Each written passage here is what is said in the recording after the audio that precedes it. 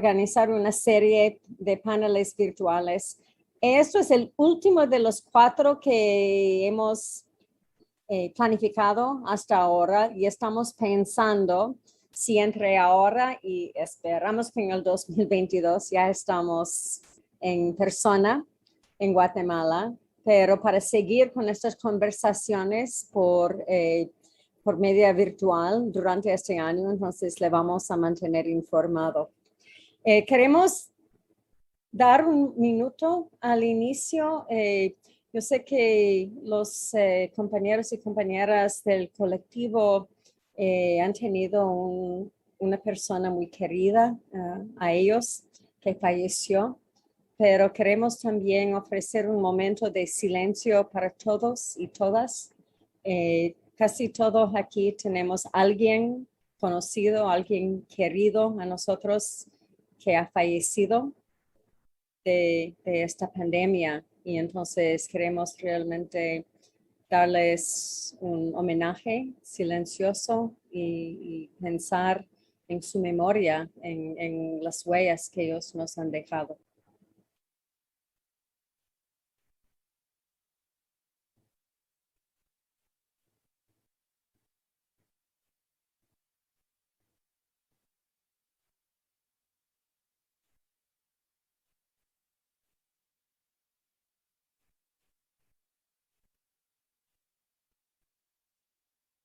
Entonces, Julio, ¿quieres compartir el video sobre la colega de ustedes con nosotros?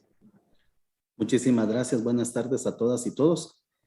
Como decía Lisa, tuvimos la pérdida de una de nuestras mejores amigas, que nos unimos para hacer este colectivo, amigos, amigas, y tuvimos la desafortunada pérdida de ella a causa de esta pandemia. Ella era Amalia Judith Sunush Sanik. Ella estudió en Fe y Alegría, la educación primaria y los básicos. En el Instituto Nacional Centroamérica se graduó de maestra de primaria, tuvo estudios en medicina y se graduó como profesora y licenciada en historia por la Universidad de San Carlos de Guatemala. Participó en varios colectivos y fue una persona muy querida por la comunidad estudiantil en la Escuela de Historia. Queremos compartirles un pequeño video que hicimos en homenaje a su memoria.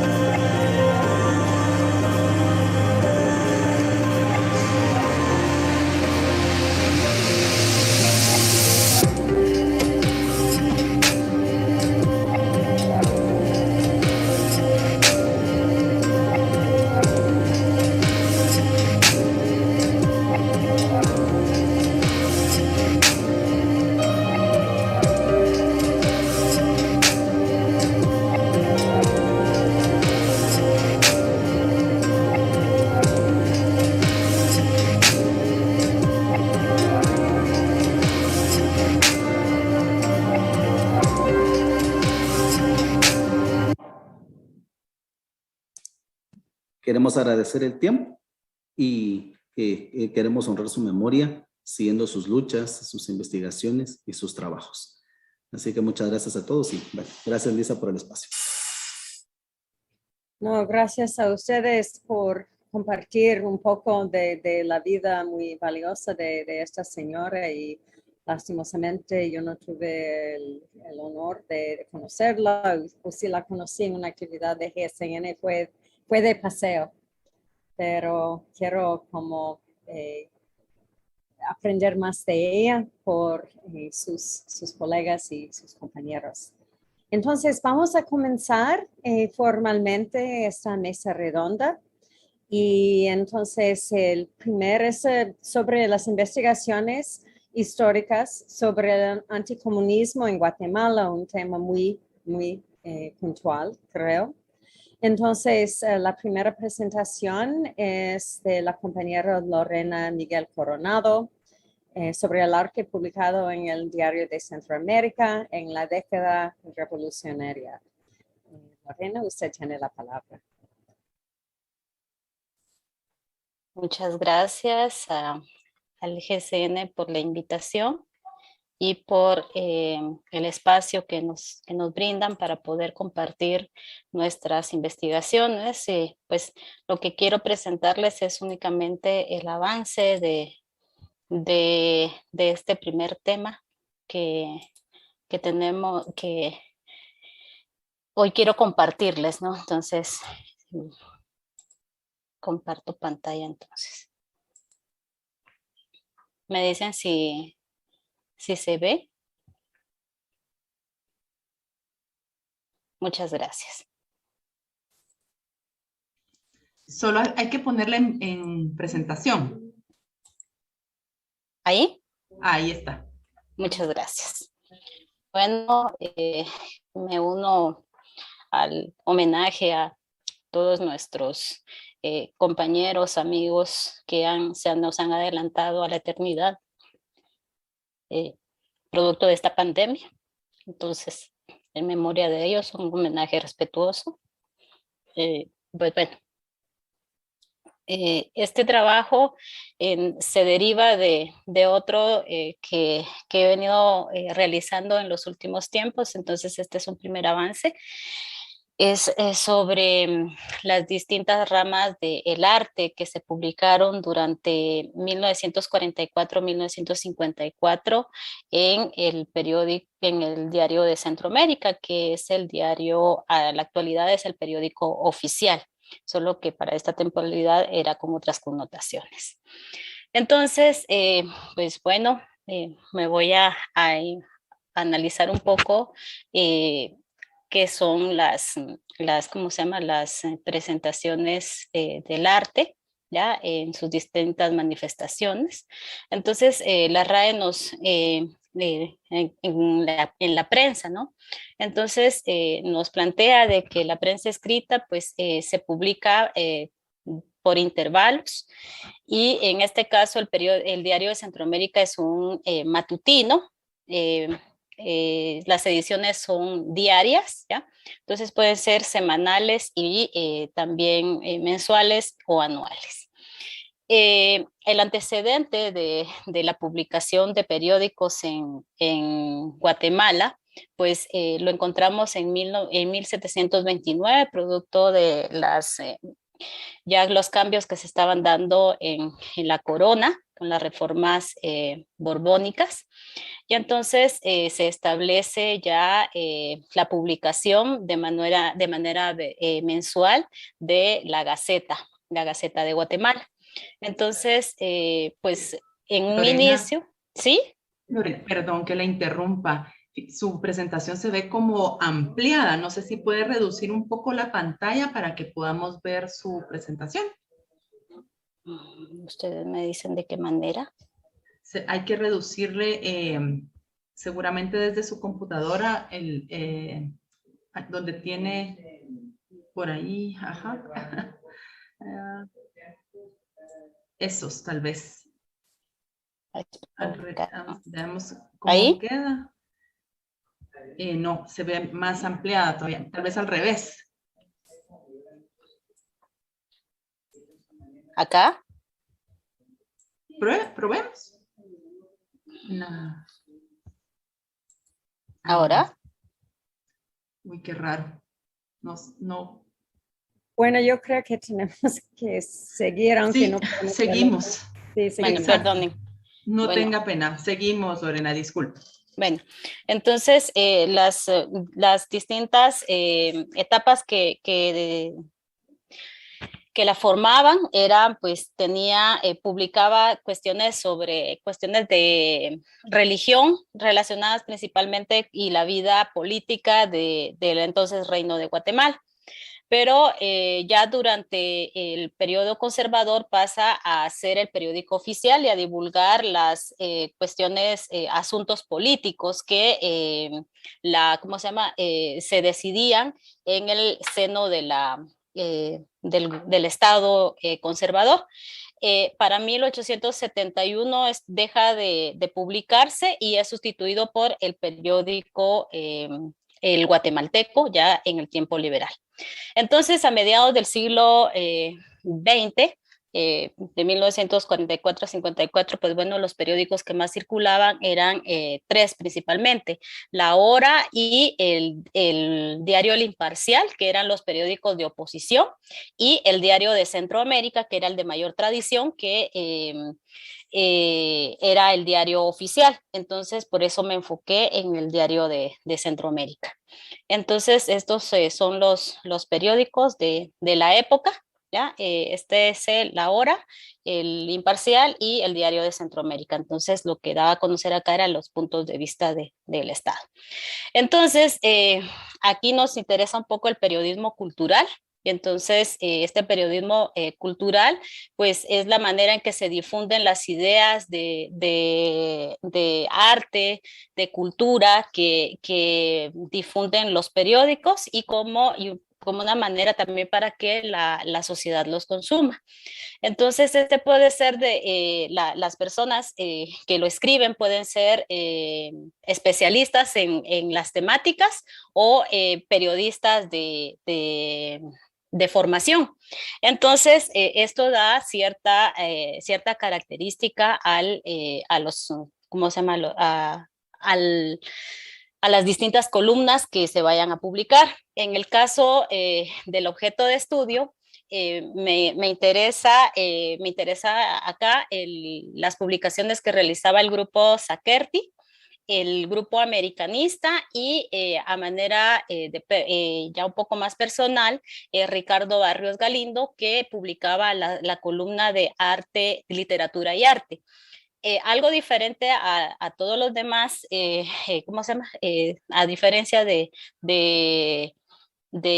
las publicaciones que ahora se realizan, pues estos estaban a cargo de artistas y entonces se publicaban diferentes,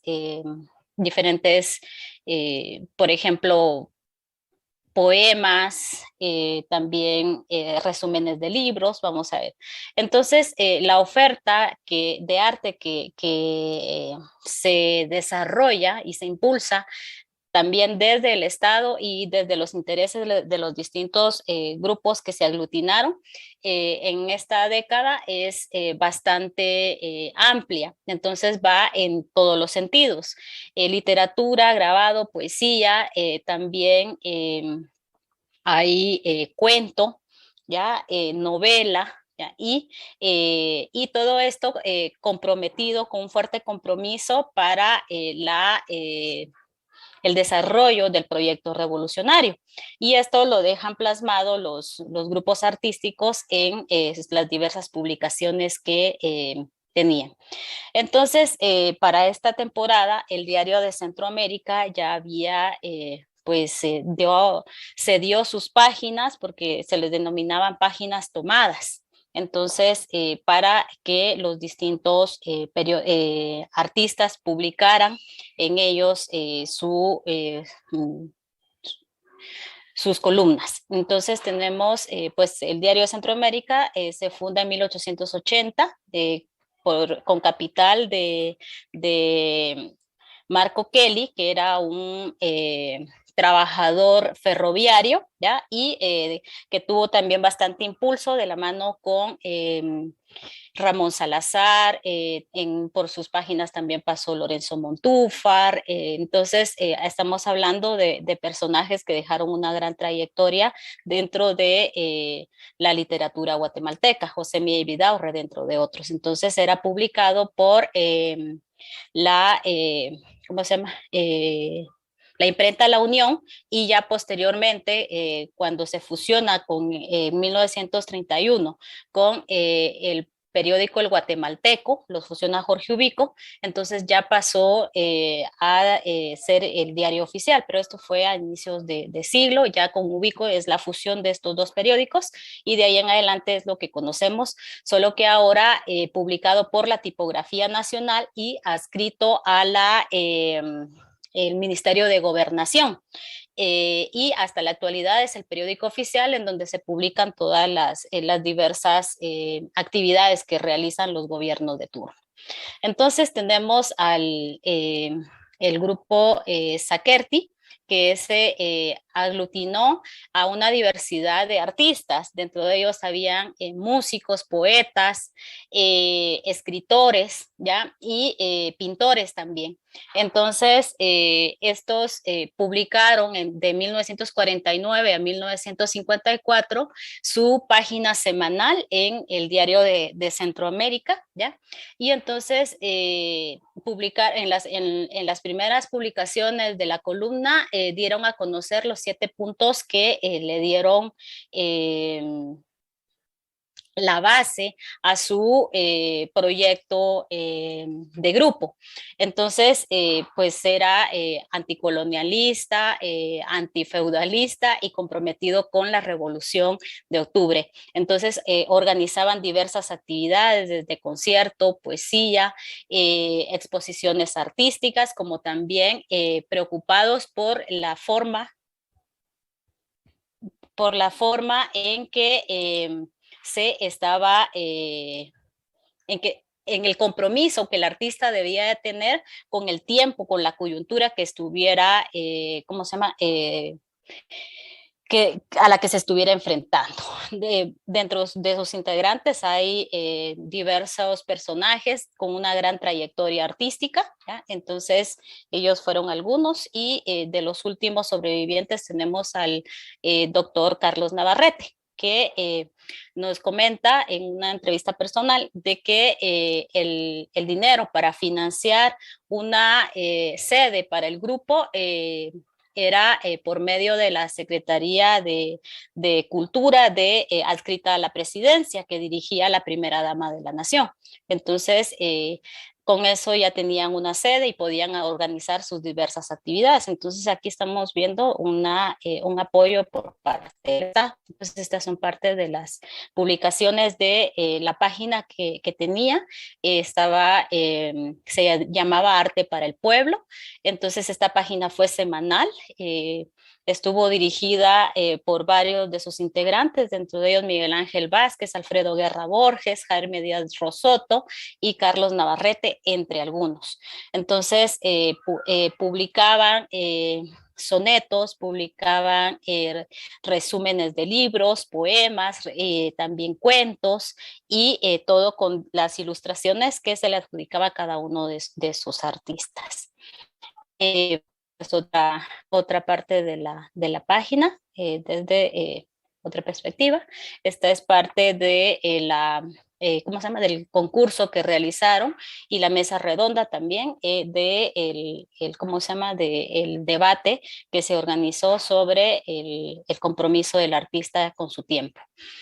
El grupo americanista, surgió en 1951, y también el Diario de Centroamérica en su portada llamaba a que cedía parte de sus páginas centrales al suplemento del grupo americanista.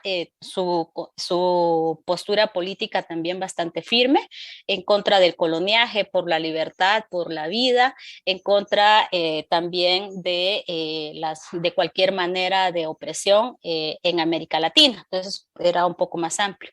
Dentro de sus fundadores tenemos a estos artistas, varios también de gran trayectoria, ¿ya? Dentro de la plástica, la literatura y la música guatemalteca. La página se llamaba América en el Arte, era un segmento semanal. Los temas eran diversos: música, filosofía, letras, y en su mayor tiempo estuvo dirigida por Miguel Ángel Vázquez. Y entonces organizaban también diversas actividades, y una de las más fuertes fue organizar una exposición sobre grabados. Esta era la página, del grabado mexicano, y producto de esta exposición del grabado, se vuelve a retomar el curso de grabado en la Escuela Nacional de Artes Plásticas, trayendo al famoso grabador Arturo García Bustos como uno de los profesores. Ya luego se desarrollaron diversos artistas, algunos que fueron becados para que se formaran en el extranjero. Entonces, el otro es el segmento dirigido por Roberto Barrios Galindo. Él era un profesor de la escuela de la escuela rural de la Alameda. Hasta su muerte fue un cuentista, se especializó en cuentos para niños, ¿ya? Y entonces la página estaba formada por diversas también segmentos: cuentos, poemas, artículos sobre arte, como también reseña de libros. Este era el segmento que publicaba, ¿ya? Entonces, parte de las páginas que están ahí. Y este fue producto de la reunión de estos artistas. Pues tenemos ya la exposición ya la instauración de la cátedra de grabado, y ya la publicación también por el Diario de Centroamérica, pues algunos de los grabados. Estos son de Miguel Ángel Ceballos Milián, uno de los estudiantes más adelantados, y que sirvieron para difundir diversas situaciones por la que estaba pasando el país: la reforma agraria, la construcción de la carretera al Atlántico, también la hidroeléctrica, y la invasión también que se estaba aproximando. Entonces estamos viendo un arte comprometido con una postura política bastante fuerte. Bueno, entonces yo lo dejo acá. Y Bueno, muchísimas gracias, Lorena, y ojalá que por la próxima podemos practicar un poco para poder mirar por las imágenes, pero quizás nos puede mandar a GSN, entonces podemos quizás compartir para que las personas realmente puedan ver, porque son imágenes, creo que son impresionantes, y como un toque, un sabor del arte de este periodo. Entonces, y vamos a pasar al siguiente panelista, que es el compañero Edwin. Y entonces, Edwin, te voy a dejar realmente presentar su tema sobre la reforma agraria. Yo creo que es un tema que todavía resuena ahora, en el momento que estamos viviendo en una crisis de la tierra y del terreno. Entonces, no es solo un tema de interés histórico, pero de la actualidad. Ok, muchas gracias a GCN por habernos hecho la invitación, ¿verdad? Cabalmente hace 2 años estábamos platicando allá en la antigua Guatemala, ¿verdad?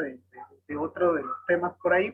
Es interesante ir entendiendo porque la pandemia nos ha permitido acceder a otra serie de bibliografía, otra serie de documentos que posiblemente era un poco más complejo y más complicado acceder por la distancia, ¿verdad? Entonces, es muy importante, muy interesante ir entendiendo todo el esquema y todo este proceso que se va dando, no solo en Guatemala, sino que en América Latina, por el uso, la tenencia y la vocación de la tierra, ¿verdad? Sin duda alguna, los monocultivos y esas grandes latitudes o latifundios que empezaron a existir, pues fueron adueñándose en pocas manos, ¿verdad? Y la población indígena de nuestros territorios se fueron quedando sin nada, ¿verdad? Ellos, sin duda alguna, dentro de su cosmovisión,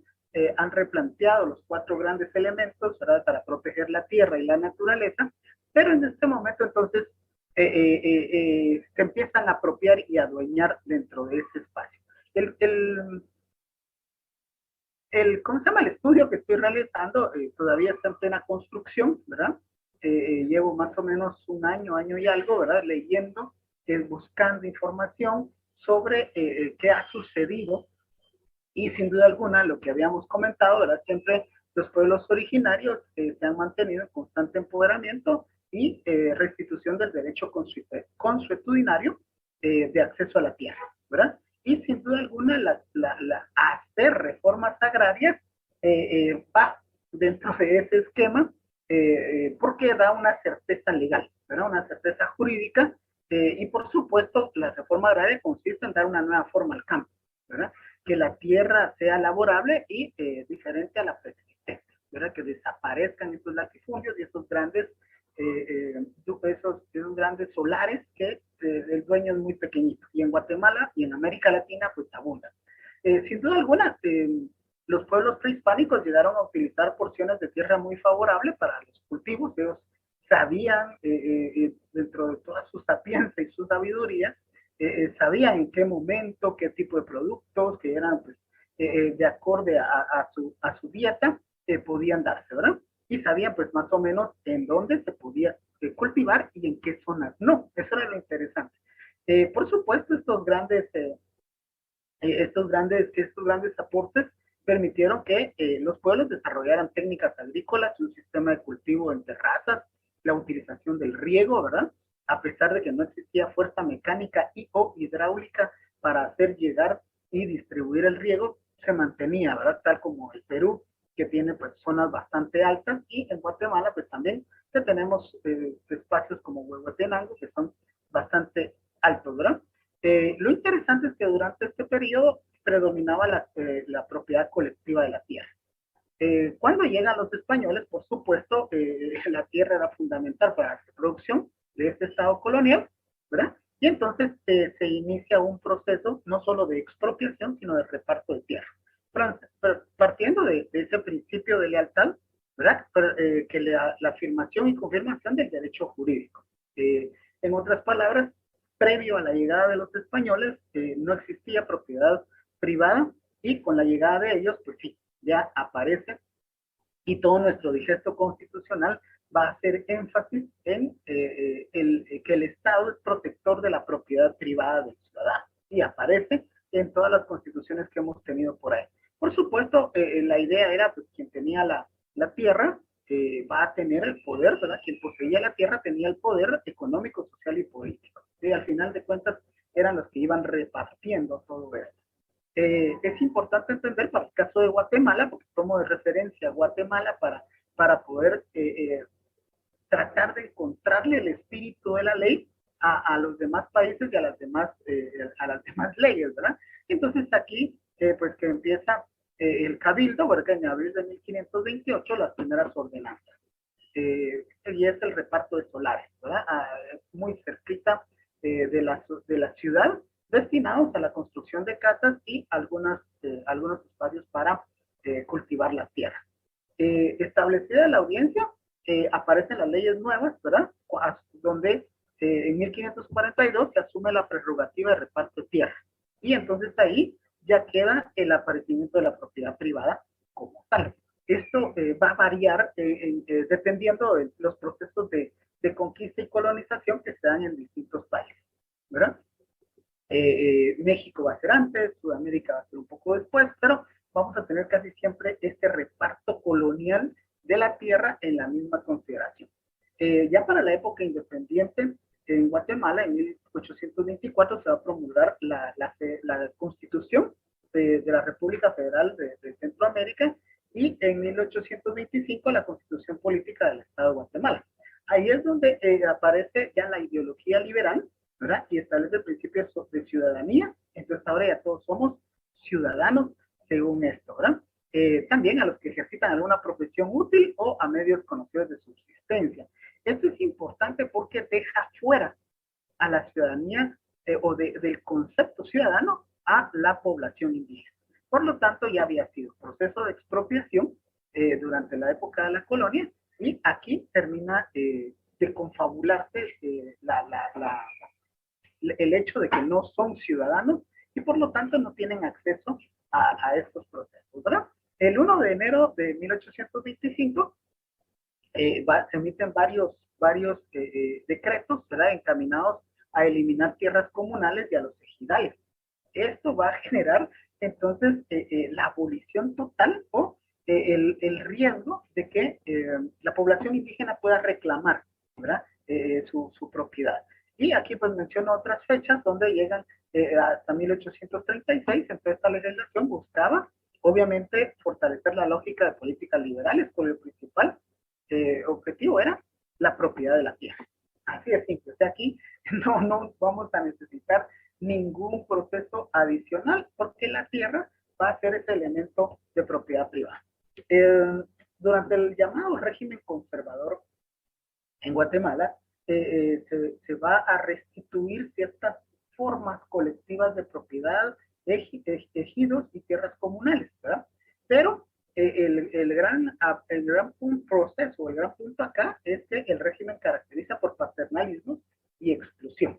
Es decir, que el acta constitutiva solo va a aplicar para la DIL.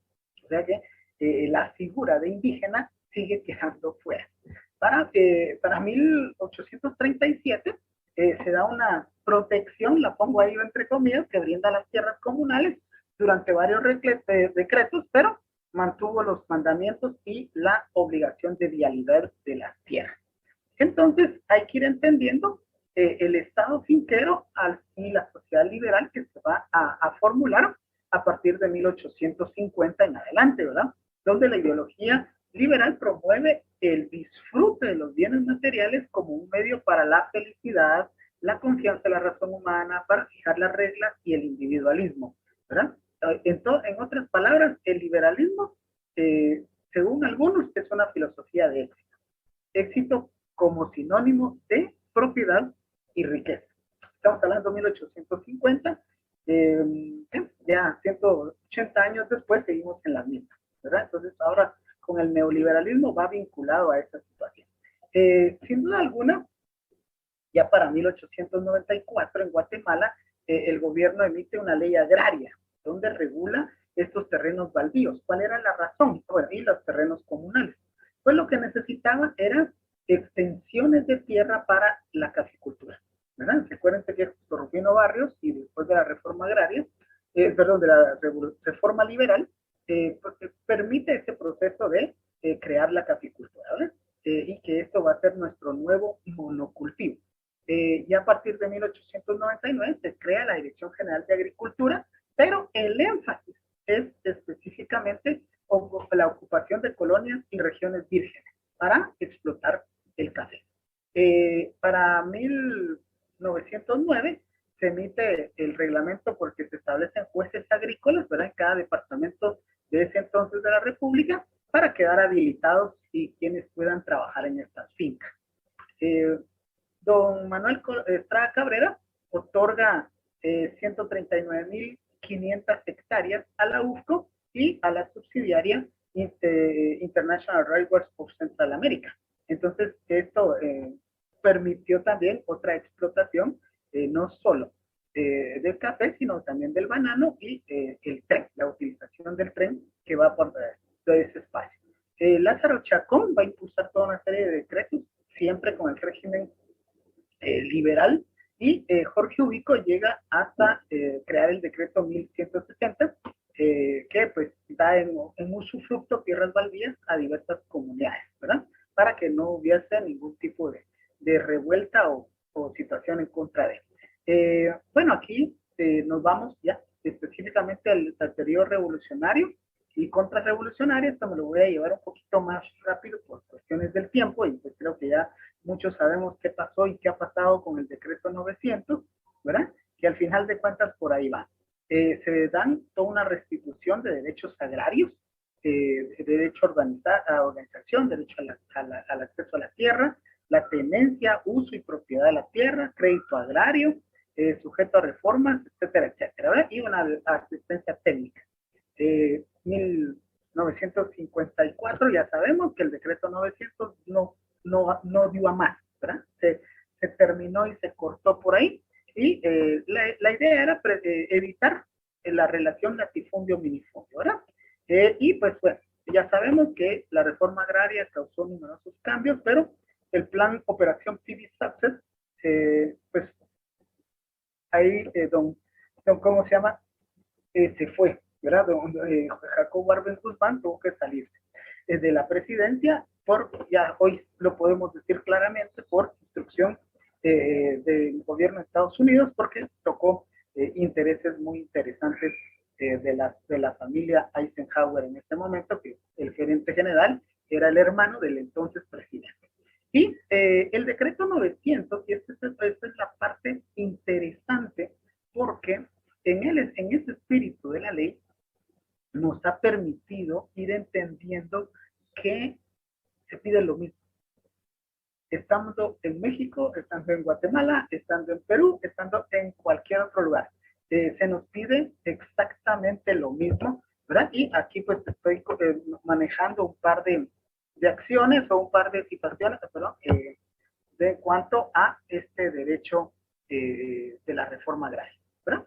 En este sentido, entonces, es importante empezar a hacer esta situación y esa comparación, ¿verdad? Guatemala con Bolivia.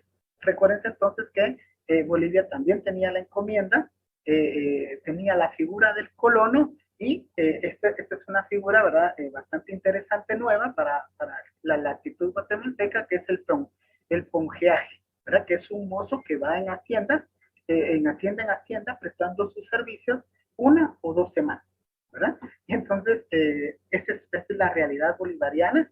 También tiene una serie de figuras dentro de esta reforma y aparecen ahí. Y entonces va a tener ciertos nombres, ¿verdad? Por ejemplo, el ovejero, que era el encargado de apacentar gratuitamente el ganado de la propiedad del patrón por un tiempo determinado. Va a tener figuras también como el mulero, ¿verdad?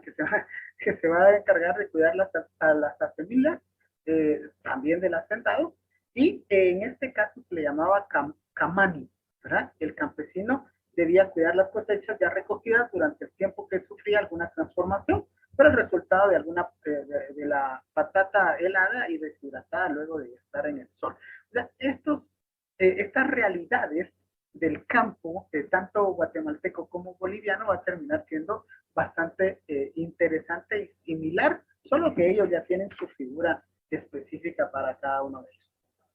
Es interesante entender los datos que nos arroja la reforma agraria en Bolivia, porque en 1953 la tenencia de la tierra, el 4.5 de los propietarios rurales ostentaban el 70% de las tierras cultivables. O sea, muy parecido a esta realidad, datos más, datos menos, esta realidad va a estar en toda América Latina, ¿verdad? Grandes extensiones de tierra en pocas manos. Hay un ausentismo total en la finca del patrón. Aquí es la figura del ¿cómo se llama? ¿Verdad? Del capataz, que va a aparecer. Sin duda alguna, Bolivia va a tener una ausencia de inversión de capital complementario, y desconocían el concepto de salario, también nuestros hermanos bolivianos, ¿verdad? Y por supuesto, lo que todo el mundo iba a estar prestando, servicios personales gratuitos. Hay una tendencia de la reforma en Bolivia, ¿verdad? Hay una primera que, si bien se conocía la necesidad de reforma agraria, la sujetaba a una condición que, con carácter previo, educara al indígena. Y posteriormente había una segunda, ¿verdad? Hay que prestar una segunda posición, ¿verdad? Que es mucho más revolucionaria. Me voy a ir un poco más rápido. Igual Chile, que hace su reforma agraria en 1967, que establece las mismas figuras legales, ¿verdad? Las mismas figuras legales dentro haciendo esa comparación de los 3 países. Y lo interesante es que las 3 reformas que hasta este momento estamos hablando son expropiables de la misma figura legal de las fincas, tierras baldías, latifundios, etcétera, etcétera. Y pues obviamente los predios rústicos, y que sea necesario adquirirlos y bajarlos, ¿verdad? Y aquí hago algunas citas.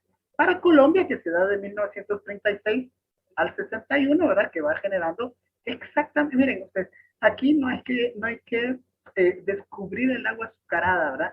Casi todos los países en América Latina que están claros, ¿verdad? Para crear una ley de reforma agraria, la figura a abolir es la colonialista.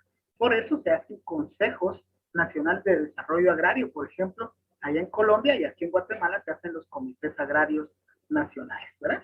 Entonces, intentando concluir, la reforma en América Latina son muy parecidas, ¿verdad? Despoja a las comunidades ancestrales. Durante la segunda mitad del siglo XX surge la necesidad de entender y las realidades agrícolas son demasiado parecidas en cuanto a nuestra legislación. Y esta es la última diapositiva donde vemos el altiplano guatemalteco en la década de 1960 a 1970 y en el altiplano guatemalteco hace unos 10 años. No ha cambiado nada, sigue estando exactamente igual. No se ha hecho ningún apoyo y nada por el estilo, ¿verdad? Pero bueno, es parte de lo que estamos construyendo. Me hace falta, sin duda alguna, presentar o estudiar todavía Venezuela, Nicaragua, que va por ahí, México, que ya tengo los distintos documentos de leyes de reforma agraria, y hacer la comparación también con Chile, que ellos es otra situación, y lo que da también en Argentina y Uruguay. Muchísimas gracias.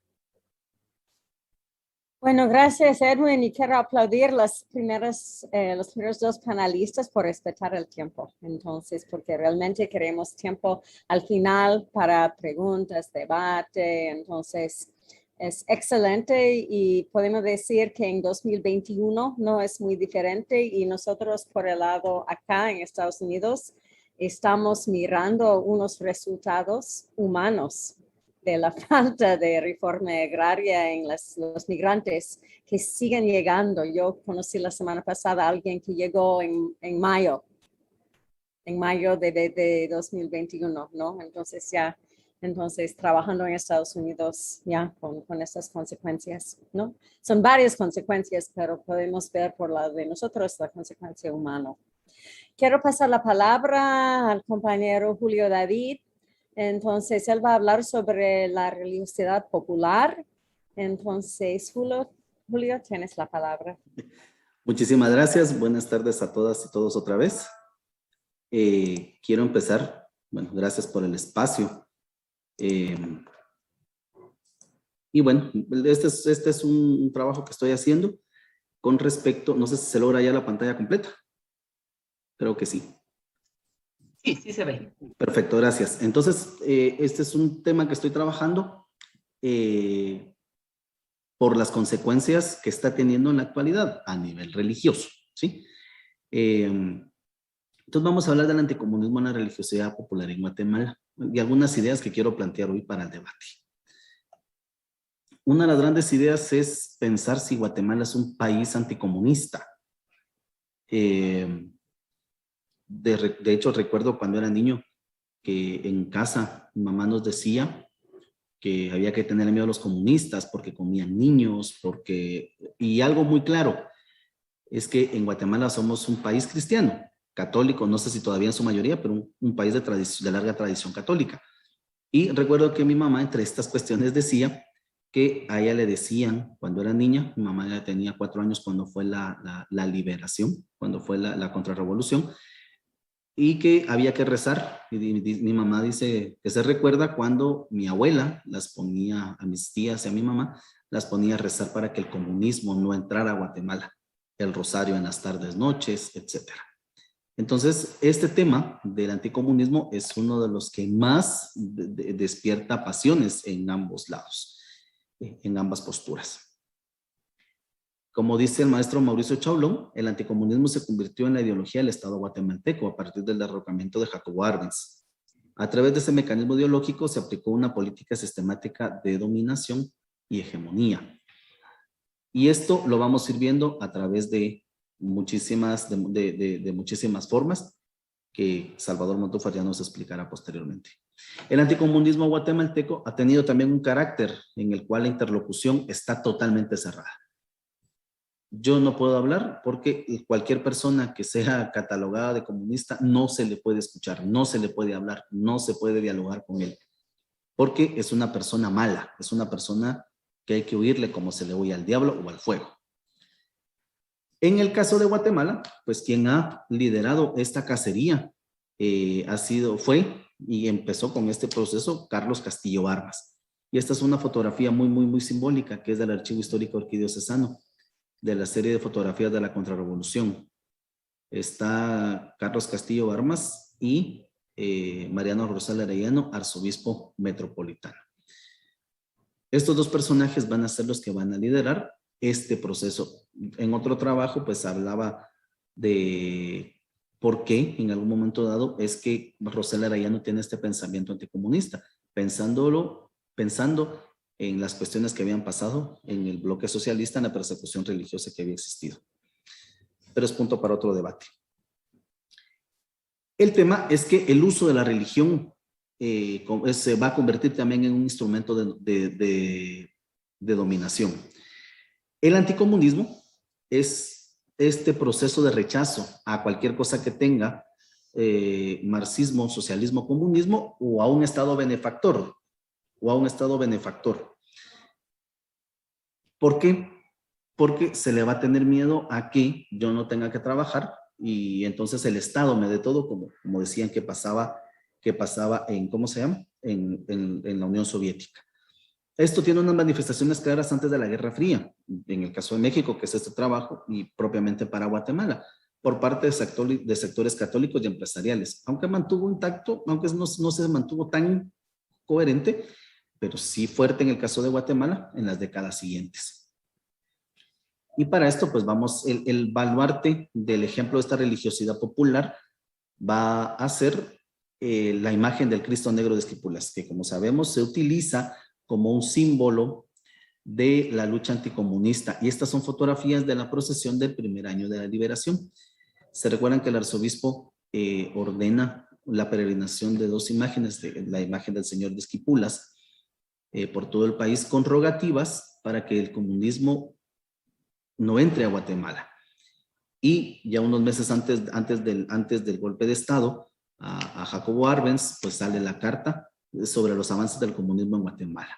Entonces es una carta que expresamente indica que hay que luchar en contra de cualquier idea comunista que se pueda acercar al país. Aquí tenemos al arzobispo con la imagen réplica que se hizo el señor Esquipulas. Y este es un afiche que circuló en Guatemala durante esta época, donde pues donde el señor Esquipulas es el que libera al país de este proceso. De hecho, me contaba mi mamá que en el centro histórico, cerca del centro histórico, dice que aparecían imágenes donde estaba el señor Esquipulas y Carlos Castillo Armas, juntos enseñando estos procesos de liberación.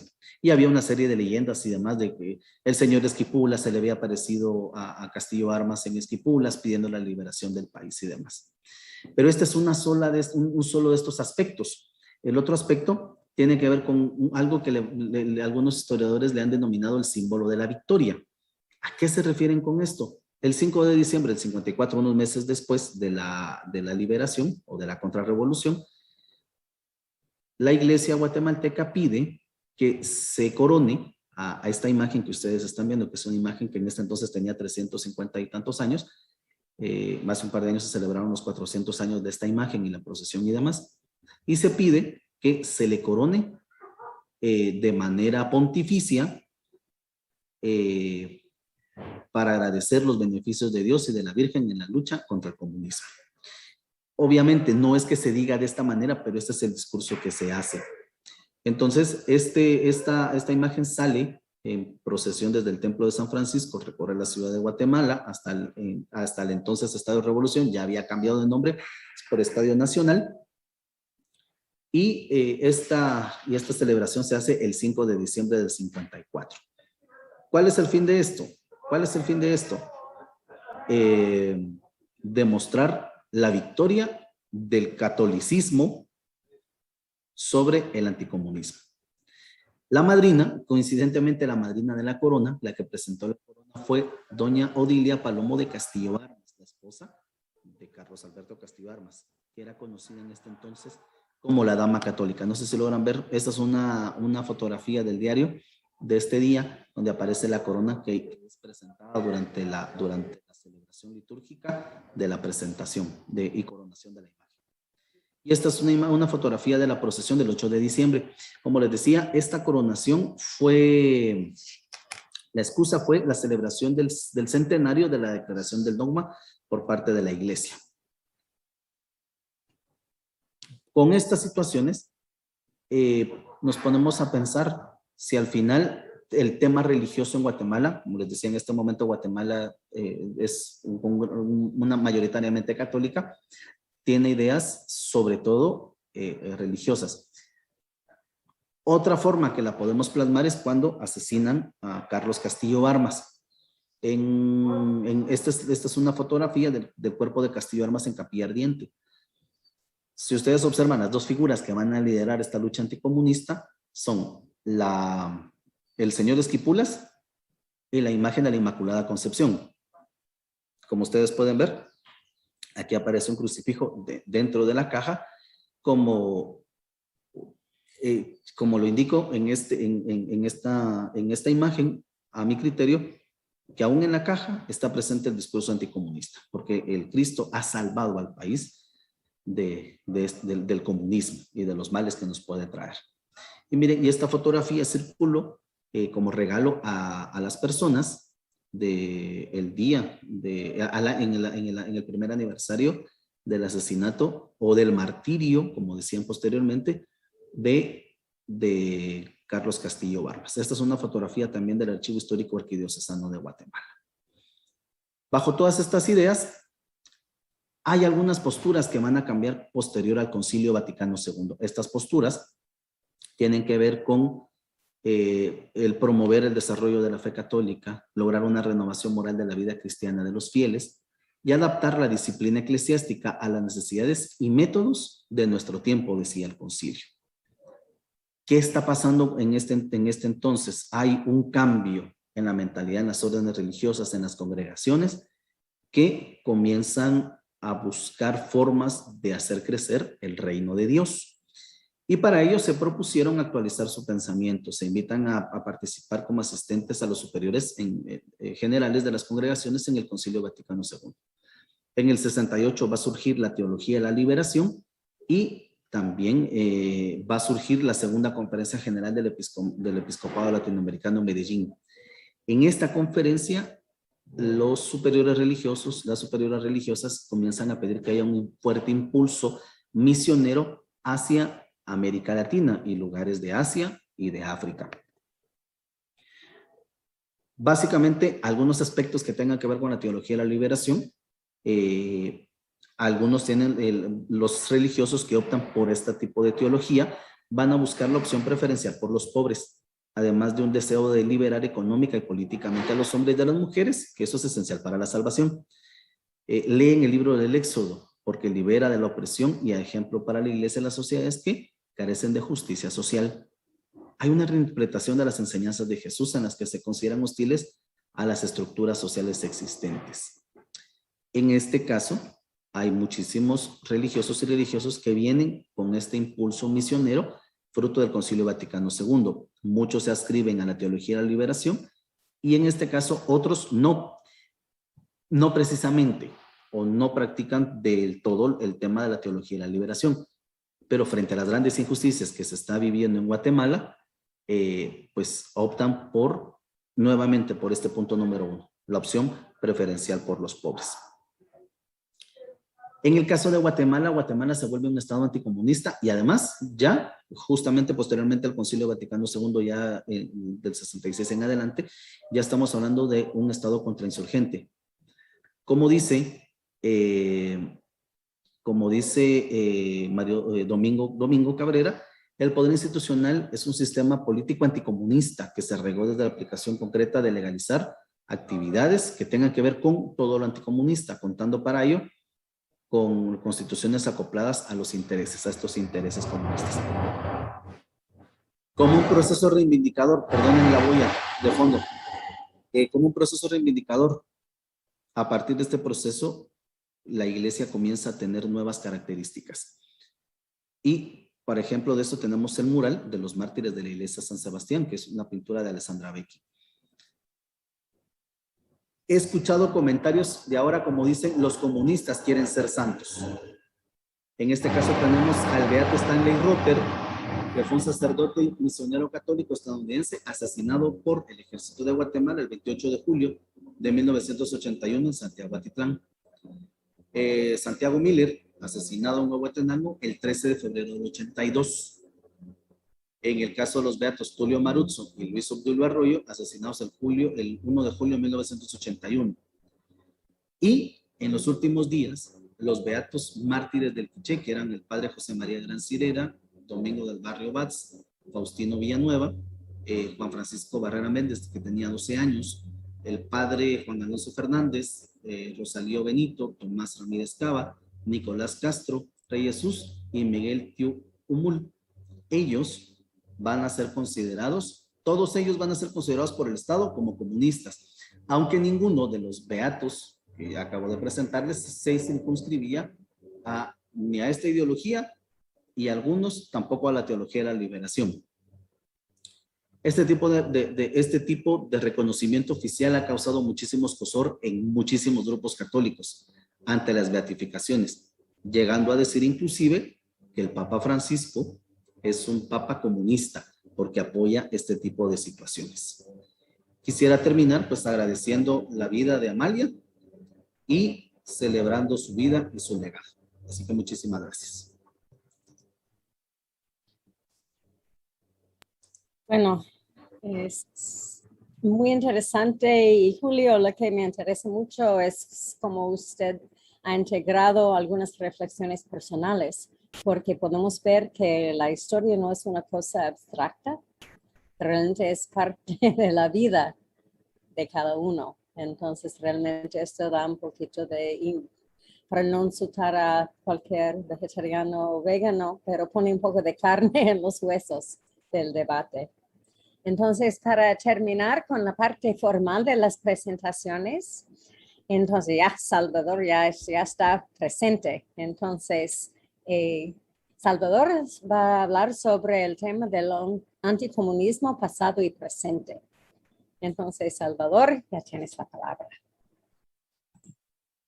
Muchas gracias, Elisa. Mucho gusto. Es un honor acá estar con ustedes para comentarles esta ponencia. Nada más me tengo que perder un minutito en localizarla, disculpen, pero así me pasa siempre. Y entonces, voy a ver ahorita. Aquí está. Con calma, con calma. Aquí está, gracias. Entonces, afortunadamente los colegas que me antecedieron fueron muy puntuales con el tiempo, así que voy a tratar de imitarlos. Agradezco la invitación de GSN, por supuesto de nuestra moderadora Lisa, de quienes conforman este selecto grupo de académicos y también de mi querido colectivo Historia GT, quienes hoy estamos también con estas ponencias rindiéndole un homenaje a nuestra querida fundadora Amalia Sunux. La verdad que nosotros hemos estado interesados en estos temas, esperamos concretarlo esto en proyectos que se puedan publicar en un tomo pronto. Y lo que pasa es que es un tema que para nosotros es fundamental para entender nuestro presente. Porque, como bien lo decía Lisa, la historia no es solo de papeles, textos, sino también de historias vivas, porque hoy por hoy estamos siendo víctimas de una historia que tiene más de 100 años, que es la historia del anticomunismo y que tiene mucha relevancia en el presente. De tal manera que lo que tenemos es una pequeña cápsula del tiempo que representa, por ejemplo, cuando nosotros visualizamos el anticomunismo como cuatro momentos distintos. Esto es una cuestión cronológica muy sencilla, es una propuesta para ubicar aproximadamente para el siglo XX y XXI cómo visualizamos nosotros esto. Pensamos que hay una primera oleada del anticomunismo, que es en la época de 1900 a 1944, o sea, con la revolución. Luego de la revolución hasta el inicio del origen del conflicto armado interno, sería el segundo bloque.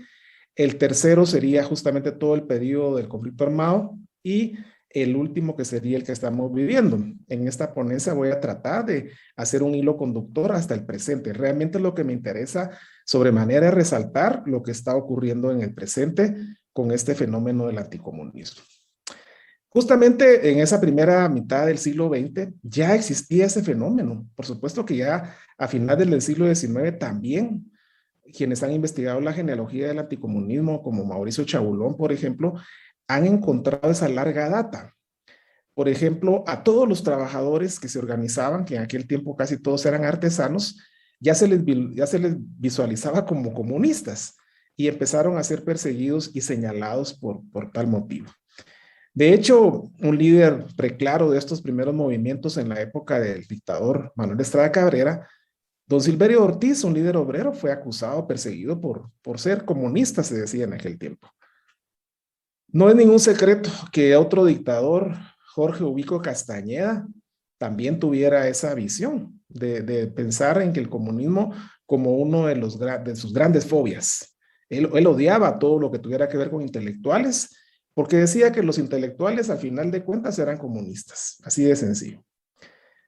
Por ejemplo, en el segundo bloque, que es el que va de la revolución hacia el inicio del conflicto armado interno, hemos utilizado esta imagen que representa el momento en el que el doctor Juan José Arévalo Bermejo está firmando el Código de Trabajo. Y lo hemos hecho así porque consideramos que cuando se firma ese Código de Trabajo en mayo del 47, allí empezó un discurso anticomunista fogoso nuevamente a emerger, que había sido diluido durante las gestas del 44. En el 44 todo el mundo era revolucionario, pero a partir del 47 ya no. Claramente, cuando se publica el Código de Trabajo, aparece un discurso anticomunista feroz en el que se dice que todo lo que está pasando en ese momento bajo el gobierno de Arévalo era por inspiración comunista y que el Código de Trabajo también lo era. Así de sencillo pensaban las élites en ese tiempo. Es claro que, como bien lo han dicho autores como Roberto García Ferreira, especialista en el tema de la caída de Arbenz, justamente ese discurso virulento del anticomunismo guatemalteco unido al anticomunismo mundial y básicamente el estadounidense de la era de McCarthy, del senador McCarthy, obviamente traen como consecuencia lo que está plasmado en esta genial pintura, en este mural de Diego Rivera, que se conoce con el nombre de Gloriosa Victoria, la caída de Arbenz en 1954. Ahí llegó a un punto clave, culmen, el anticomunismo, porque pasó de ser un discurso que aparecía en la prensa abiertamente, en la Iglesia Católica, como bien lo mencionó Julito Menchú, y ya que definitivamente ese discurso pasó de esas palabras a los hechos, y los hechos fueron claramente la caída de Jacobo Arbenz. Y así vamos llegando al momento donde empieza el conflicto armado interno. Y ese discurso anticomunista empieza a tener una actitud visceral, porque aquí ya no es nada más de cuestiones políticas, de desaforar a alguien, como el caso de Jacobo Arbenz, sino que aquí ya implica una violencia sistémica. Y ese discurso anticomunista claramente empieza a ser un discurso de muerte, un discurso totalmente violento. De tal manera que a todos aquellos luchadores de derechos humanos, personas que asumían la causa de los más necesitados, en el caso también que Julio Menchú ya mencionó, los religiosos que apoyaron al pueblo en sus causas, empiezan a padecer bajo ese discurso que va de las palabras a los hechos, a la destrucción, a la eliminación del rival. En este caso, el padre Hermógenes es un ejemplo de cómo alguien dedicado a su labor pastoral fue asesinado porque simplemente se le señaló de comunista. Se dijo que él era guerrillero, comunista y todo una serie de epítetos para lograr justificar su asesinato. Por supuesto que en ese discurso de muerte aparece en la historia, por ejemplo, de la Universidad de San Carlos, la pérdida de uno de sus más grandes hijos, como lo fue Oliverio Castañeda de León, quien definitivamente va a ser asesinado una fecha como fue el 20 de octubre de 1978, después de dar un discurso en favor del pueblo de Guatemala, principalmente después de haber padecido el pueblo quechí la masacre de Panzós. Y ahí se nota que un chico de 23 años, alguien que apenas empezaba su vida, fue acusado y obviamente nunca fue comprobado su comunismo, simplemente fue acusado por el anticomunismo estatal y fue desaparecido por estas fuerzas represivas. Lo mismo ocurre con dos personajes que nos interesa resaltar porque representan al centro político: Alberto Fuentes Mohr y Manuel Colomargueta. Estos dos personajes representan al centro político, es decir, que tienen una visión de más o menos lo que sería la socialdemocracia. Por lo tanto, no comulgan con las ideas comunistas de aquellos tiempos y automáticamente el status quo los señala de ser comunistas y por esa razón se les asesina, se les desaparece físicamente al mencionar simplemente que son comunistas y que por eso merece que hayan desaparecido. Claro está que ya en esta etapa final del conflicto armado interno de la guerra civil, siguen ocurriendo hechos lamentables como el asesinato de una investigadora, una antropóloga que estaba haciendo estudios de los desplazados internos que sufrían los embates de la guerra. Solo por el hecho de estar haciendo esa investigación, también fue señalada de ser comunista, de ser guerrillera y fue asesinada apuñalada, como conocemos el caso, el 11 de septiembre de 1990. Quien ejecutó la orden fue apresado. Sin embargo, los que generaron esta orden a nivel intelectual siguen en la impunidad. Claro está que uno de los sucesos que ocurren después ya de firmada la paz, porque se hace 2 años, casi 2 años después, el asesinato de Monseñor Gerardi forma parte de este tipo de discursos de muerte, de este tipo de discursos anticomunistas rabiosos, porque justamente apenas él acababa de presentar el REMI y eso fue suficiente para considerarlo un enemigo, considerarlo un comunista y un guerrillero y por lo tanto matarlo literalmente. Este discurso blanco y negro, como bien lo dice la escritora Margarita Carrera, ella dice lo siguiente: para militares de línea dura y para civiles de ultraderecha, todos los defensores de derechos humanos son comunistas o exguerrilleros.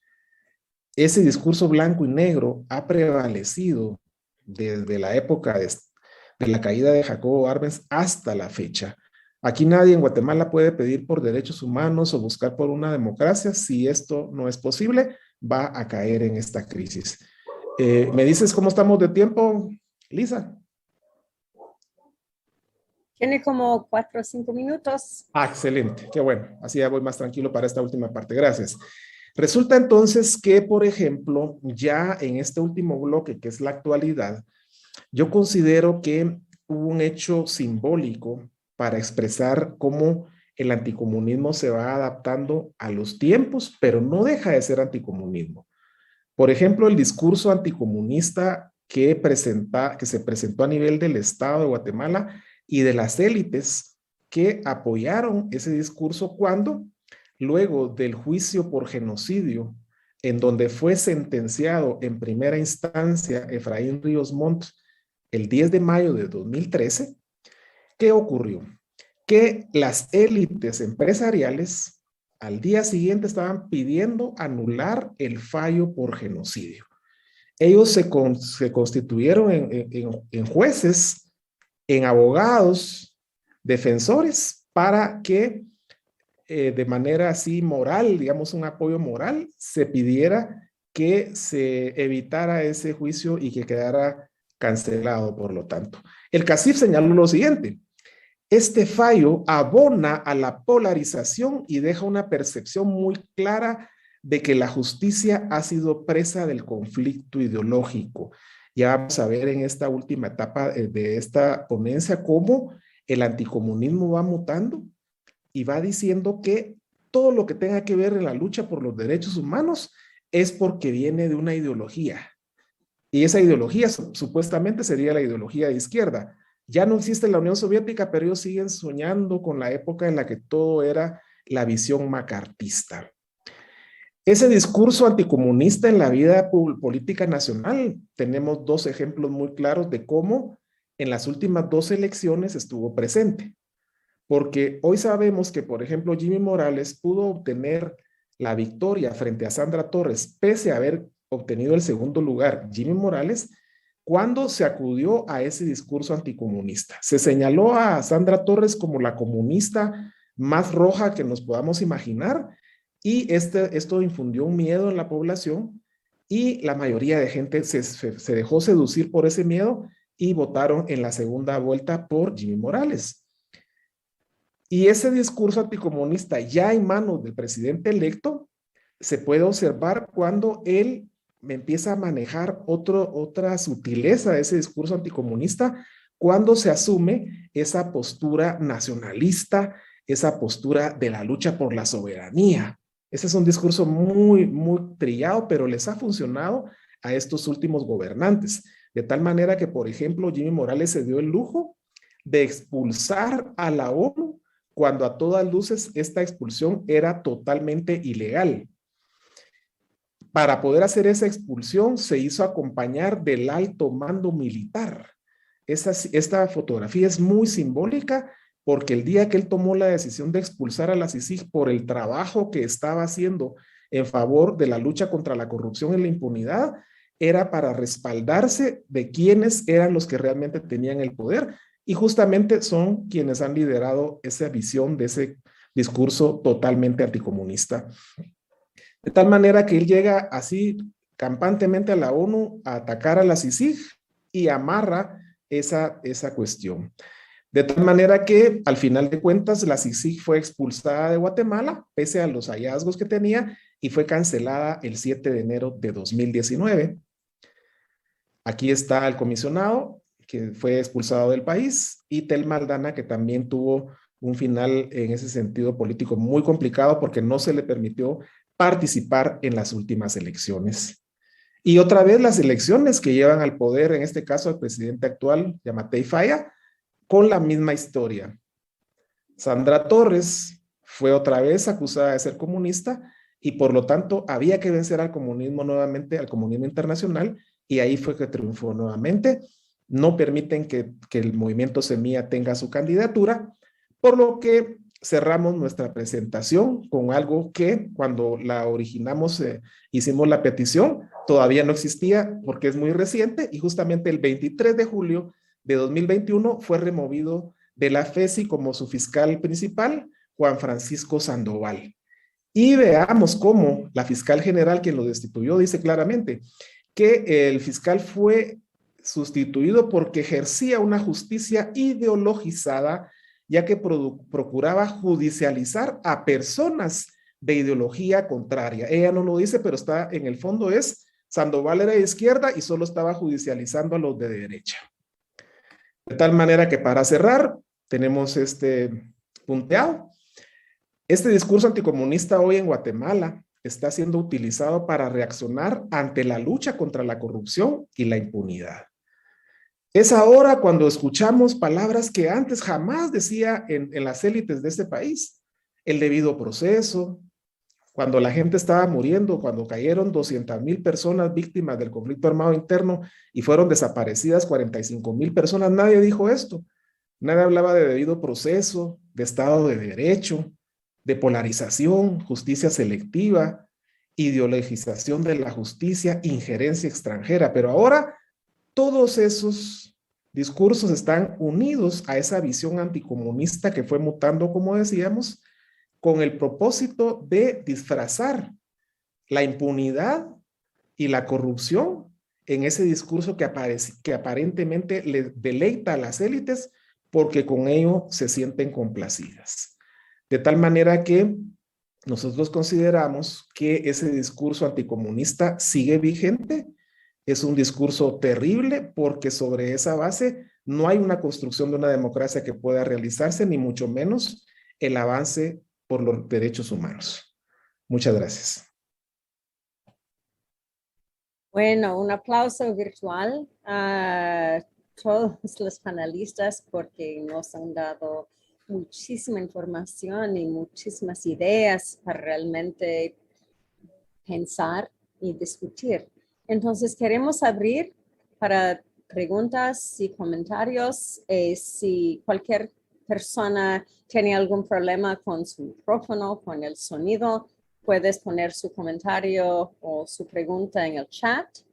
Les invito a utilizar el chat como mecanismo de hacer preguntas y que también vamos a reconocer si levanta la mano físicamente o utiliza, ojalá que todos somos expertos en el Zoom, ahora después de 18 meses de utilizarlo, para utilizar el icono de mano levantada.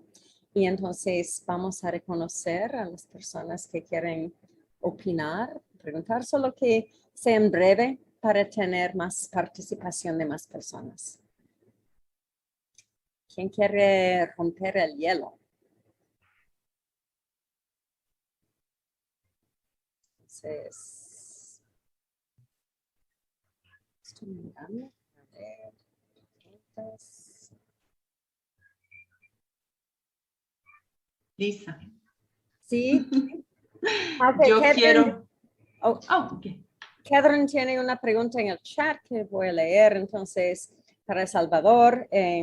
Entonces, si hay otras palabras o categorías que funcionan así como comunista en Guatemala actualmente. Usted nos dio una lista muy extensa, pero sí hay otras.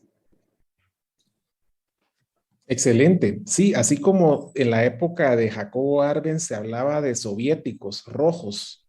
Esas palabras eran muy fuertes en aquel tiempo. Ahora realmente yo creo que hay dos.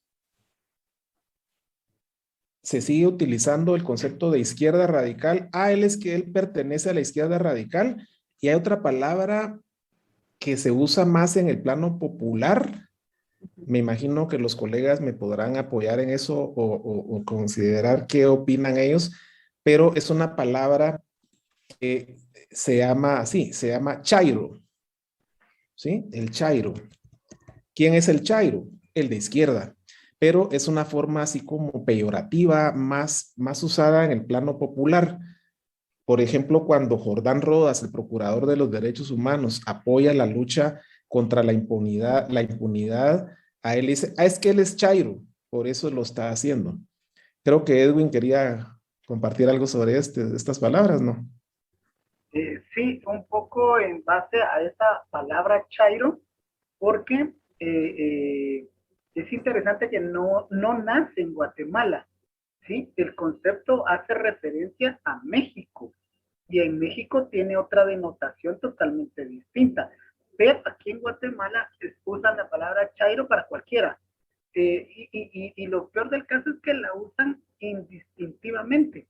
Porque si, por ejemplo, yo trabajo en una ONG, este es chairo, este es comunista, este es izquierdoso, este es cualquier cosa, sí, con la cooperación internacional, sin duda alguna son. Y lo más interesante es que hacen referencia, aquí en Guatemala somos tan cerrados que hacen referencia a cualquier otra cosa. Así es que, miren, traen la agenda chaira comunista LGTBQ+.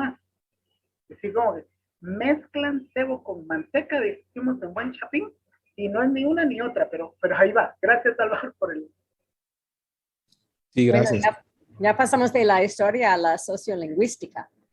Entonces, no sé si los otros dos panelistas quieren compartir algo sobre esta cuestión de las palabras o si no, podemos pasar a la pregunta de Araceli. Ara. Yo más bien felicitar a los 4 panelistas por este recorrido, porque creo que nos han mostrado como estos elementos desde los diferentes ángulos que han trabajado, cómo se articula este discurso anticomunista y esta lógica, ¿no? De las élites y de, digamos, de unos grupos que ni siquiera son élites, pero que se apegan a este discurso, ¿no? Entonces, me encantó la distribución cronológica que hizo Salvador, ¿verdad? Por este orden, digamos, de esta evolución del discurso. Y yo le preguntaba, ¿cómo irá a ser? Porque ahora tenemos una bifurcación aquí histórica, ahora, hoy mismo, ¿verdad? Los 48 cantones y el Parlamento Xinca le han dado al presidente Yamatei y a Consuelo Porras, que es la fiscal general, el plazo para hoy para renunciar. Obviamente todo esto también tiene esta connotación, digamos, detrás, digamos, desde las élites también, ¿no? Cómo los pueblos originarios son vistos desde este discurso comunista o anticomunista. ¿Cómo lo perciben ustedes? No sé, ¿qué opinan?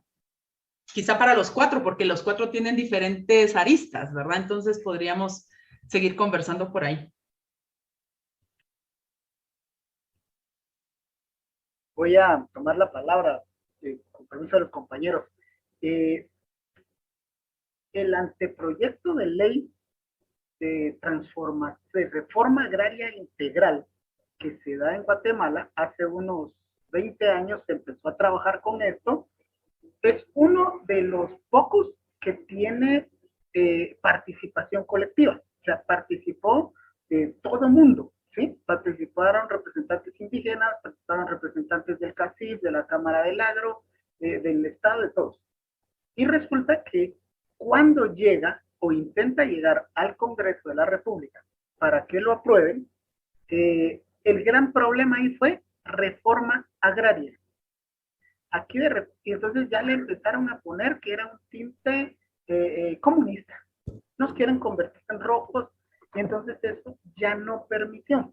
En cuanto a la pregunta, cada vez que la comunidad o cualquier organización empieza a mencionar que quiere hacer un paro, un bloqueo o algo por el estilo, ya rápido, pero es que es inmediato. O sea, sí, hay todo un ejército que trabajan detrás de una computadora para empezar a desvirtuar todo, ¿verdad? Y todo es comunista. O sea, los 48 cantones es comunista. Y miren, él ya quiere ser presidente. El actual presidente de los cantones, de los 48 cantones, entonces va bajo esa situación. Y no es tan complejo de entender porque le tienen miedo a las transformaciones estructurales. Le tienen miedo a que el pueblo, que ya despertó, ya agarró una consideración de su papel como ciudadanos, ¿verdad? Que no tenían reconocido, entonces ahora sí están asustados, ¿verdad? Están asustados porque el pueblo tiene el poder, lo puede agarrar y se les van a perder sus privilegios. No sé si otro miembro del panel quiere comentar o responder. Yo. Lorena, por favor. Bueno, son algunas consideraciones. Si vemos hoy, pues como dice la compañera, que hoy se cumple el plazo que se le dio al presidente y a la fiscal general, vemos que se ha aumentado la criminalización. Eso ha estado bastante fuerte y precisamente hoy pues se ventilaron algunos casos en los tribunales y también toda la maquinaria de los medios de comunicación, especialmente la televisión abierta y las cuestiones en las redes sociales, que está bastante fuerte. Entonces, y tomando en cuenta de que quienes tienen un proyecto muy definido de cuáles son las propuestas es precisamente la población indígena. Y eso es bastante claro y está muy marcado por encima de la ciudad. Entonces, Se va a seguir con la cuestión de la criminalización, utilizando este aparato de justicia y los poderes del Estado que están cooptados totalmente, dirigidos a tratar de detener los planteamientos que vienen desde la población indígena. Gracias, Lorena, y escuché otra voz. Entonces, Otra de las situaciones es que con todo lo que tenga que ver con el movimiento indígena y campesino, en Guatemala todavía es considerado legítimo, porque no recibe financiamiento de ONGs internacionales, comunistas y demás. Entonces, haciendo eco de lo que decía Lorena, frente a esa legitimidad que tienen en los pueblos los comités campesinos, agrarios, etcétera, la forma de minimizar sus esfuerzos es criminalizarlos y además indicar que como no hay una agenda porque no es gente estudiada, porque es gente ignorante, que entonces el problema es que si llegan a gobernar no van a poder sacar al país de la debacle en la que estamos porque no es gente preparada, aunque sean legítimos. Sí, gracias, Julio. gracias. Y gracias, como esta pregunta de Araceli nos convoca a preguntarnos qué va a pasar justamente hoy, ¿verdad? Cuando se le vence el plazo que le dieron los 48 cantones, el Parlamento Xinca, al gobernante y a la fiscal general. Yo también considero que estos actores, para mí personalmente, no tienen una tendencia ni siquiera progresista moderada. De hecho, los 48 cantones son bastante conservadores en su discurso.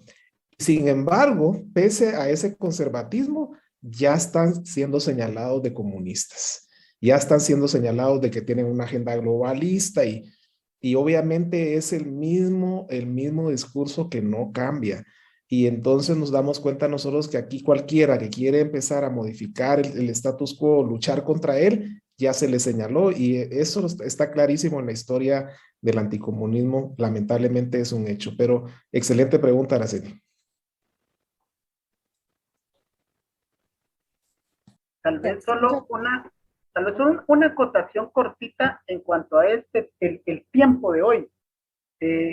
Resulta que aparecieron en muchas pasarelas y en muchas carreteras de alto tránsito en Guatemala, no sé si ustedes vieron la noticia, unas mantas donde los locatarios de los mercados piden no más bloqueos. Cabalísticamente hoy, por la fecha, me hace recordar cuando la foto esta que mencionó Salvador, donde está Jimmy Morales y toda la jerarquía militar, y sacan a la PICIF, al día siguiente, eso fue domingo, ¿verdad? Domingo, el día siguiente dieron no sé qué por descanso o algo así, no me recuerdo bien, pero el día martes hubo una manifestación de los mismos locatarios, ya sea la fuerza o de buena voluntad, con mantas muy parecidas a las de ahorita, pero en apoyo a Álvaro Arzú. Y resulta que Álvaro Arzú llevaba 2 días enterrado.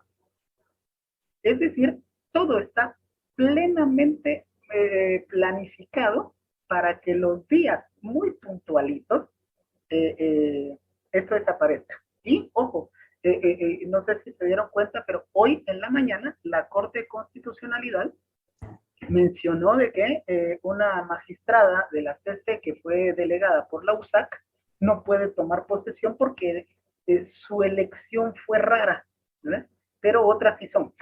Entonces no fue legal o no sé qué argumentan ahí y quien interpone es Fundación contra el Terrorismo.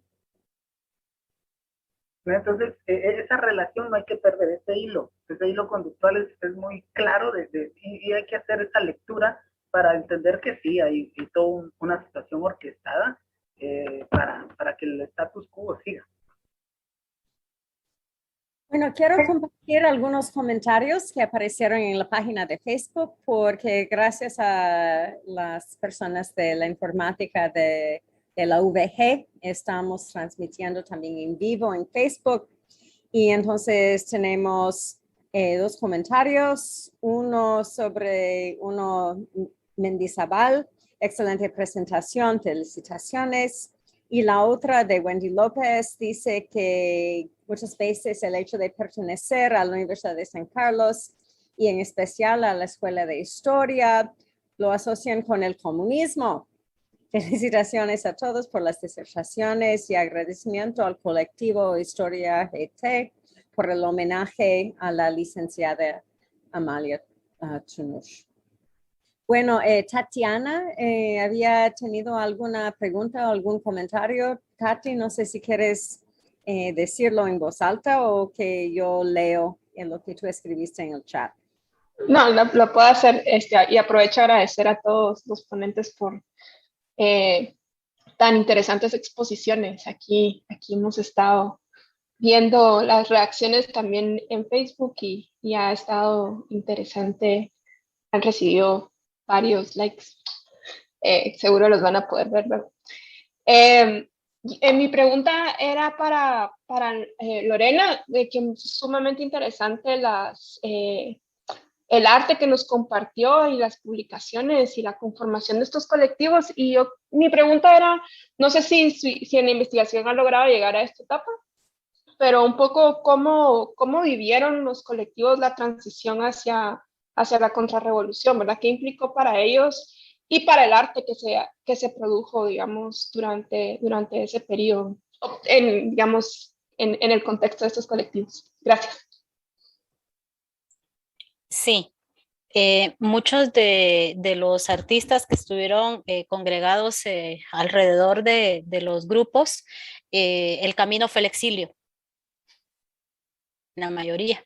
Y en el caso de Huberto Alvarado, que era del grupo Sakerti, pasó a formar parte del Comité Central del PGT, desaparecido en 1970. Y otros, estuvieron en un primer exilio, retornaron y otros fueron desaparecidos también. Y los que lograron sobrevivir, periódicamente regresaban, pero volvían en esos eternos retornos, ¿no? Entonces, hay algunos, en el caso de Otto Raúl González en México, Carlos Navarrete en México, en el caso del músico Sarmientos, él sí logró quedarse en el país, y entonces, pues ahí está la huella de varios, Juan de Dios, el de los murales del Congreso, en Francia. Entonces, sí, la mayoría de ellos el camino fue el exilio por la convicción que se tuvo hasta el momento en que partieron. Gracias, Lorena. Entonces, otras preguntas, comentarios, reacciones. No sé si los que están observando lo de Facebook, pero yo no puedo hacer las dos cosas. Entonces, si hay algo más por este medio. En Facebook no tenemos nada, por lo menos en la maestría. No sé si Tatiana tiene algo más. No, ahorita en la página de GSN no tenemos ningún comentario adicional, pero podemos decir que si hay alguien en Facebook que nos quiere hacer una pregunta, ahorita es cuando. Exacto, cualquiera de las dos páginas, Maestría en Desarrollo de la Universidad del Valle o el Guatemala Scholars Network. Y mientras tanto yo quiero aprovechar. También lo tienen en su Facebook, ¿no? El colectivo se están transmitiendo. Ah, excelente. Por favor, si nos pueden mandar los comentarios o preguntas, genial. Y yo quería aprovechar mientras llega otra pregunta para Julio. Digamos, tu investigación está centrada en la parte católica. ¿Cómo se ha configurado la parte evangélica o neopentecostal en todo este sistema? Santo Dios. Esa es otra tesis. Es otra tesis, yo sé. Bueno, les quiero comentar, esta investigación me surgió porque soy católico y he podido participar solo de una beatificación no pude asistir. Entonces fui a la de Santiago Miller y a lo de los mártires del Quiché. Y me surgió la idea de preguntar. Entonces, en la beatificación de abril, fue la de los mártires del Quiché, que fue en la diócesis de Santa Cruz. con la distancia y todo lo demás, platiqué con algunas personas y me encontré a una persona que yo le pregunté, ¿y ustedes de dónde vienen? Entonces me dijeron del pueblo. ¿Y de qué parroquia asisten? No, nosotros no somos católicos. Ah, qué bonito, le dije, cuéntame qué andan haciendo. No, es que los conocíamos, me dijeron. Y es que no, entonces me dijo el señor, es que con nosotros, dijo la señora, no tenemos estos reconocimientos, pero nosotros también tenemos mártires. Entonces fue una cuestión, me pareció sumamente interesante, porque según recuerdo el testimonio, fue porque este grupo de personas se opusieron a que vendieran licor en la comunidad, y la venta de licor era de un comisionado militar. Entonces los acusaron de comunistas por no querer que la gente bebiera. Entonces es interesante como para abordar también a estos otros mártires. Lo que pasa es que el reconocimiento de la iglesia es la ceremonia y todo lo demás, que también eso es un proceso de reivindicación para las familias, porque pues pude platicar con las familias de los mártires y tomarme fotos con ellos y demás. Pero es el hecho de también de reconocer que otro tipo de personas cristianas de denominaciones de las otras denominaciones protestantes cristianas, pues también se reconocen como mártires, y que también hay, no sé si están haciendo un listado, sería interesante ver si también reconocen a sus propios mártires de sus luchas y de sus procesos. Pero te sé decir que en esta beatificación, sí platiqué con alguien que me dijo que habían llegado a la misa, no por ser católicos, sino porque conocían a las personas, y bueno, eso que me contaron, nosotros también tenemos nuestros mártires. Es una cosa muy bonita, me pareció sobrecogedora, diría.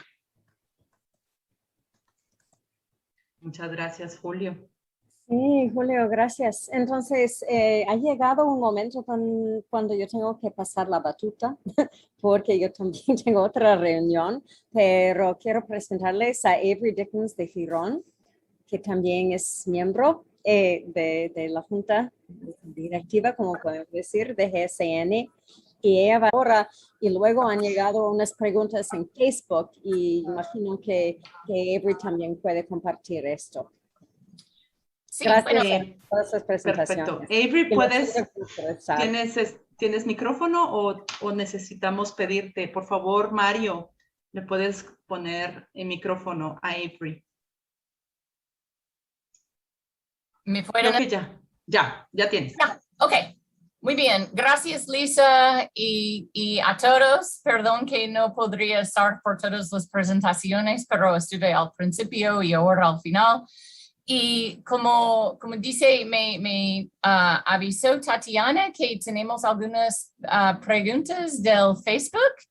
Entonces, la primera es de Rolando Zoc y dice: saludos, mi pregunta es que hay con todos estos medios donde se informan de una buena gestión por parte de los gobernantes, Palms Row.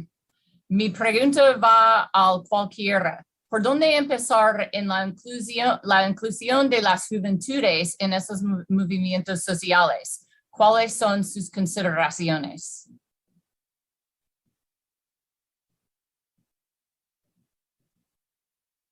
Entonces, son dos preguntas y sí, les doy la palabra a ustedes.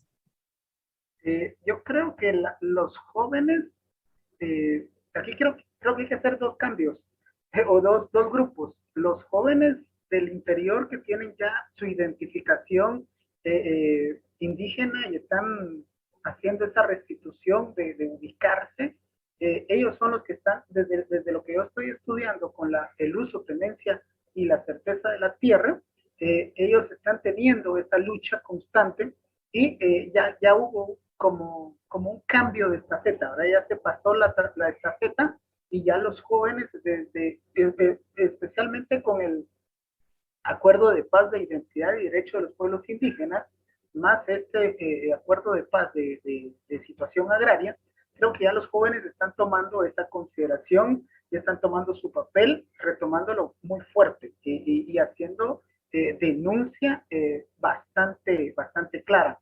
Se ha podido observar estos colectivos de jóvenes, estos grupos de jóvenes que van en esa tendencia. Ahora el otro grupo es el citadino, ¿verdad? El grupo citadino, ahí hay una diferencia abismal. Lastimosamente hay que decirlo, es un grupo que se deja llevar, ¿verdad? Que se deja llevar por lo que dicen las redes, por lo que dice un youtuber, por lo que dice un tiktokero, o por lo que dice alguien que dice ser algo, ¿verdad? Y son los que no leen, son los que en algún momento tampoco tienen identidad o identificación, y entonces ellos pasan de largo, ¿verdad? Ellos pasan de largo. ¿Para qué para qué comprar o por qué alegar sobre tierra o por qué comprar mi terreno, por qué comprar una casa? No, eso no va conmigo, yo es otra cosa primero, ¿verdad? Creo que por ahí va esa diferenciación de los grupos en cuanto a los jóvenes y su participación.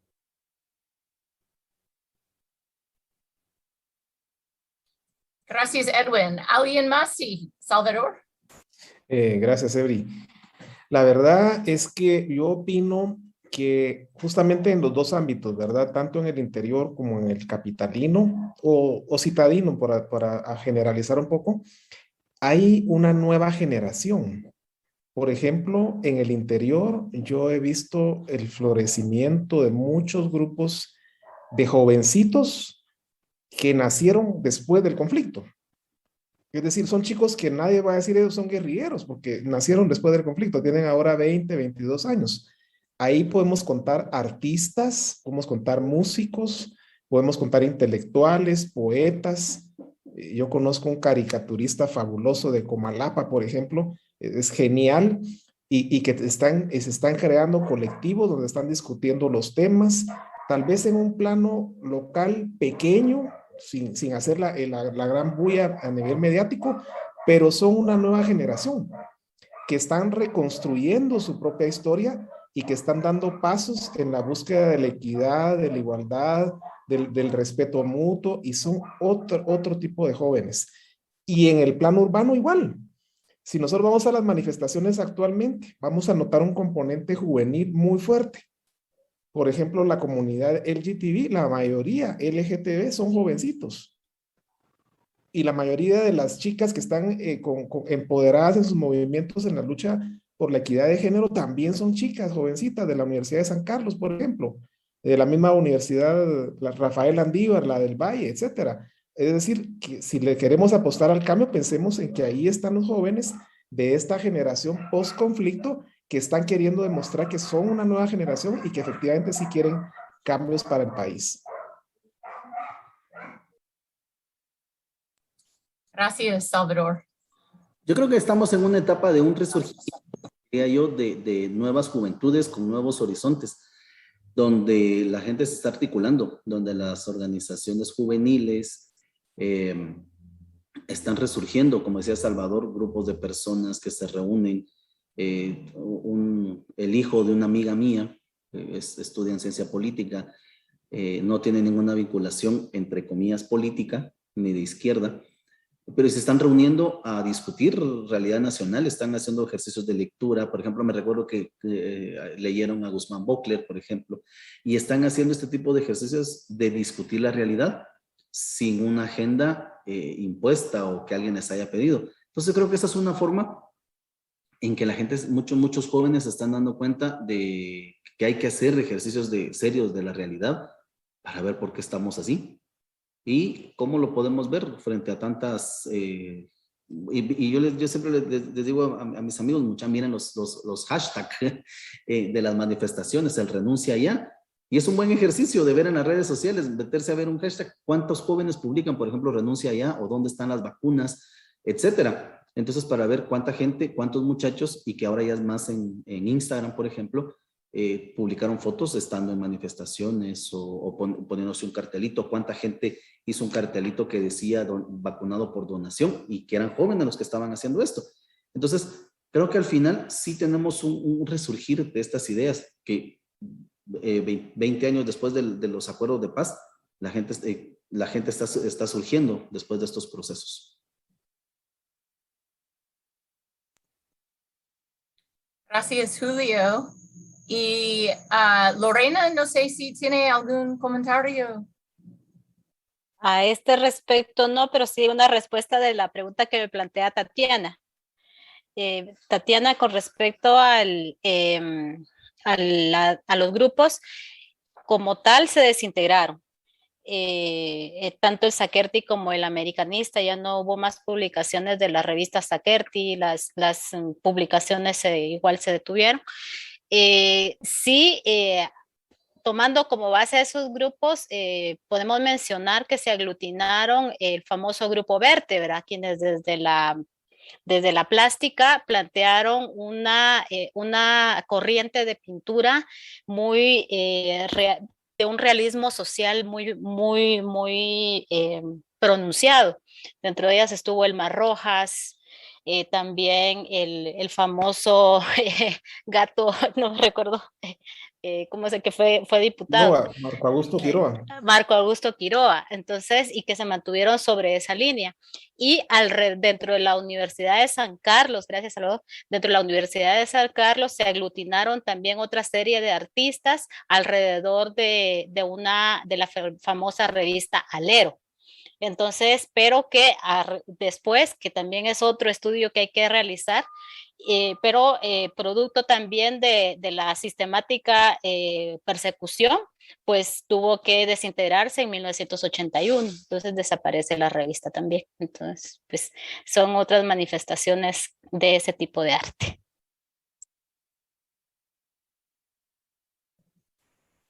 Bueno, gracias. Tatiana, ¿tiene un comentario o no? No, solo eran gracias a Lorena, porque le mandé la pregunta ahí ay, para no interrumpir las otras, voy a hacer mi pregunta por atrás, pero gracias por contestarme. Muy interesante. Bueno, perfecto. Tenemos, Tatiana o Araceli, ¿tenemos más preguntas en las páginas de Facebook o otro medio? No. No tenemos, no. En la maestría en desarrollo no hay nada ahora. Sí, no. Bueno. En la página de Facebook tampoco, solo la compañera Pams Rowe también agrega que Amalia en la lucha siempre. Gracias. Y bueno, ¿alguien más que está aquí en la aula de Zoom, la aula virtual? ¿Tiene más preguntas o más comentarios o algunos comentarios finales de los panelistas?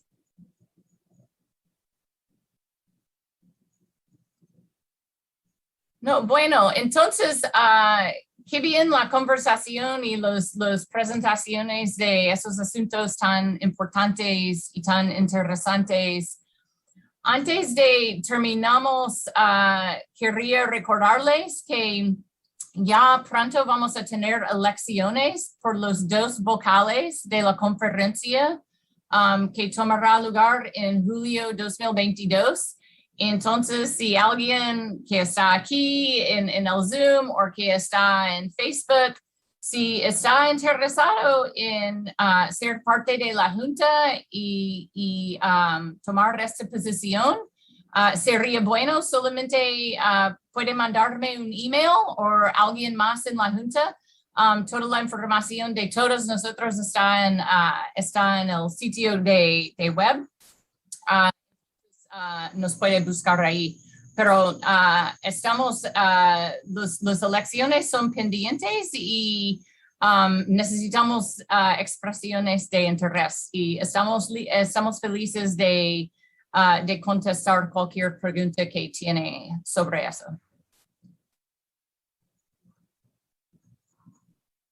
Bueno, si no hay más preguntas o comentarios, les agradezco mucho y por su tiempo y todos los participantes y al panel, y gracias a Julio por organizarlo.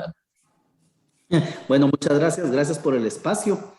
Segundo año que participamos. Pues les invitamos nuevamente. Todos los jueves tenemos conversatorios a las 8 de la noche, hora de Guatemala. Los conversatorios están en nuestro canal de YouTube y pues les invitamos a que nos acompañen si quieren publicar artículos en nuestro boletín anual, igual con artículos académicos con diferentes temáticas. Y bueno, muchas gracias a todas y a todos por el espacio. Así que muchas gracias. Muchas gracias. Gracias. Muchísimas Muchas gracias a todos. Buena tarde. Un abrazo.